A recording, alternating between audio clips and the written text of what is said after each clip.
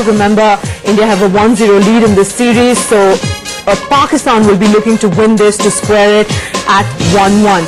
And all those injuries in the pace attack mean that the selectors had no choice but to select only a list of probables for the Tour of Australia.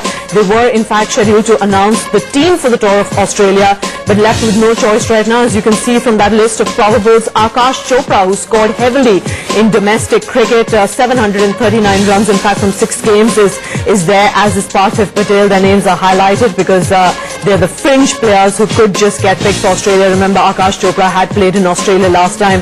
So that's 24 probables for the Tour of Australia. The final shortlist is going to be made on the 12th of December, we are told, in Bangalore. That's when the squad will be down to 15 or 16. But obviously right now a huge crisis in the Indian team. RP Singh and Sreesanth were already injured and unavailable for the series against Pakistan. But now joining them on the sidelines are Munaf Patel and Zaheer Khan as well, who had played in the Kolkata Test match. Well, for more on all those developments, we can now go across live to our correspondent Anjali Doshi, who joins us from Bangalore. Anjali, this is absolutely disastrous news from the point of view of even that upcoming Bangalore Test and for the Tour of Australia, where we're possibly going to be playing an all-pace attack, or at least 3 pacers.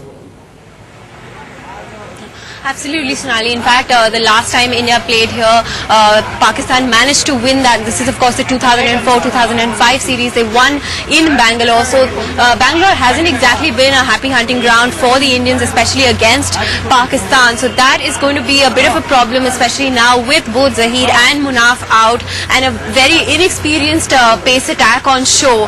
So, that's a bit of a problem. Also, looking ahead to the Australia series, they've, of course, gone ahead and named 24 probables. But really, Sreesanth, we know for sure is out till at least the 2nd test, if not longer, because he may have to undergo surgery to his shoulder.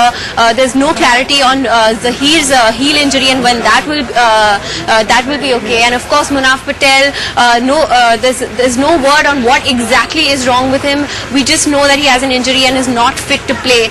John Gloucester, of course, is supposed to submit some sort of fitness report, so that may be clear in a couple of days or a few days to come from now what exactly the status is. But yes, going into the 3rd test against Pakistan, a crisis for the Indian pacers and a big problem for Anil Kumble.